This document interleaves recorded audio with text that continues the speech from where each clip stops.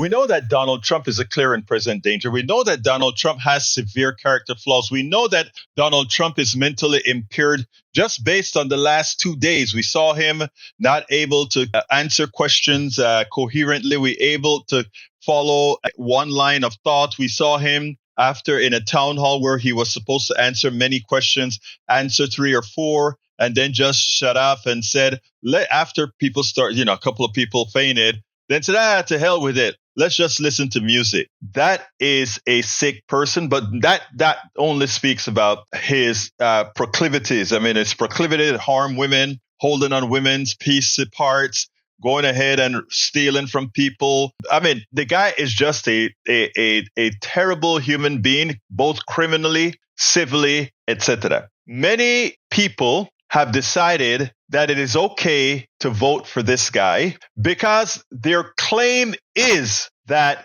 well, it's good for the economy based on his past economy, which I've already disputed and pointed out that it was no better. In fact, it was much on par, rather, it was much lower than the Biden's economy, and it was even lower than Carter's economy. Yes, we had inflation, but inflation, we didn't do a good job of specifically attacking Trump for being the genesis of the procedures that led to inflation. But that aside, we have data that these economists point out Donald Trump policies would actually raise interest rates, would actually cause inflation, and would actually balloon the deficit. So for all of you who hate the character, who this guy is, what he represents, the clear and present danger, but you're voting for him because of pocketbook issues. Again, you have to ask yourself if that's the case. Listen to what his economy would be like, and then we'll take it on the other side.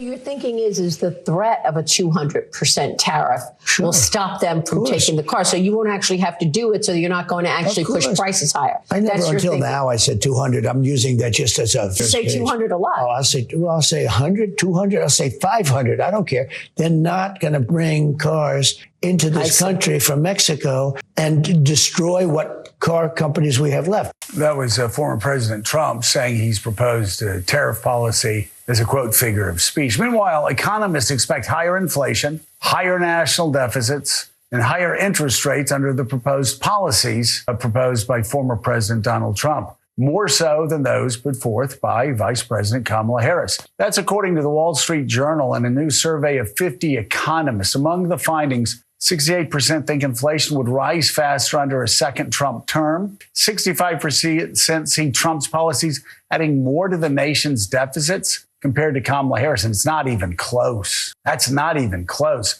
And 59% said Trump's proposed tariffs would lead to higher unemployment and lower employment. And 61% anticipated higher interest rates under a second Trump term, whereas 45% expect economic output to expand faster under Harris, only 37 under Trump. Let's bring in right now the co-anchor of CBC Squawk Box and New York Times columnist, Sorkin. Andrew, got a lot to talk about this morning with you. It's all from the Wall Street Journal. We just saw that. Willie and I were talking earlier about the Dow and the S&P reaching new records. Good luck with your friends. Yep. All-time highs. Good luck with your friends around you that talk about how Biden and Harris are socialists when things are going well. This is what the small government conservative in me, this is, I know it seems mundane and nerdy, maybe dorkish to people. This is the story I'm most interested in right now. And that is, here we go, Nobel Prize Economics Award goes to the study of nations' prosperity. And Andrew, you'll just be shocked. Capitalism works. Freedom fosters innovation. Autocracy are more autocratic type governments. And I will not hide it here. People talking like Donald Trump saying we're going to take all the power in. We're going to consolidate the power inside the White House. We're going to have autocrats actually inhibit innovation. And finally, let me just say, get off my chest, institutions matter. That's what these economists said. Institutions matter. Donald Trump and his cronies have been talking about tearing down institutions. They call it the deep state because they want to fire as many people and tear apart as many institutions as they can because Trump has said he wants to consolidate power in the White House. Edmund Burke, the founder of conservatism as a movement, talked also, like these economists, about the power of institutions, and that institutions that are built up over centuries by compromise, by custom, by convention, by prudence. That's how you protect countries. That's how you protect economies. And Burke warns that radicals can tear down in one day what has been built up over generations by compromise and convention and custom. And it's something that too many people in my former party don't want to hear. But you know what? I don't always agree with Nobel Prizes that are awarded. This one gets it right. It's about freedom that fosters innovation and the importance of institutions. And by the way, the whole idea of getting, that industrial policy is not the right answer. I mean, that's part of what this is. And what's so unique, I think, about this moment is you have a Republican candidate who is for industrial policy, which is a real break historically from that party at a very minimum. You have these 50 economists and the data is clear. Now, I know that in an age of misinformation, experts seem to get discounted, which I'm always surprised by. But here you have 50 economists clearly talking about higher inflation. What have we been talking about in this entire campaign? The entire question of this election has been about inflation. Former President Trump and Republicans have talked repeatedly about how they feel that inflation has been a runaway topic and a runaway issue, in part, not in part, because they blame the Democrats. And here we are in a situation where inflation in the United States has come down remarkably over the past 3.5 years now. And if you listen to these economists, based on what former President Trump has said, we would have meaningfully higher inflation. Somebody asked, I think I was talking to Glenn Youngkin last week, Governor Glenn Youngkin from Virginia, and he said, can you imagine what the world would be like with another 4 years of Kamala Harris or a Biden administration? I thought to myself, well, if you think about what the last 4 years have been like and you look at that trend line and you would imagine that trend line where it can continue, where would we be? And I would think somebody like him would be very happy.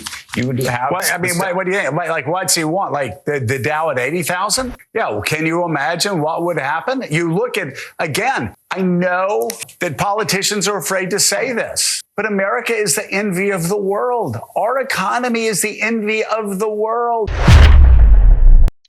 Now, if after this, you still claim you're voting for Donald Trump because of economic reasons, you need to challenge your mind and challenge your heart and ask yourself, why are you willing to discount everything being told to you? Proof not only of his past, but his present and what economists now point out about what his economy would be like. Why would you still vote for somebody like this? You've got to ask yourself, what's the real reason that you're looking for some reason to vote for this guy as opposed to Kamala Harris?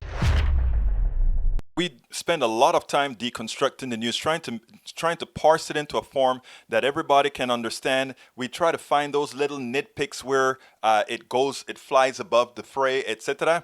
If you really like these videos that we do, I want to ask a big favor. Please go ahead. Number one, subscribe to our channel. And number two, please join if you can. Thank you so kindly for watching. Keep watching. Please remember to share. We must populate the entire internet with our progressive message, a message that we know is what most Americans say that they want. So help us, please join.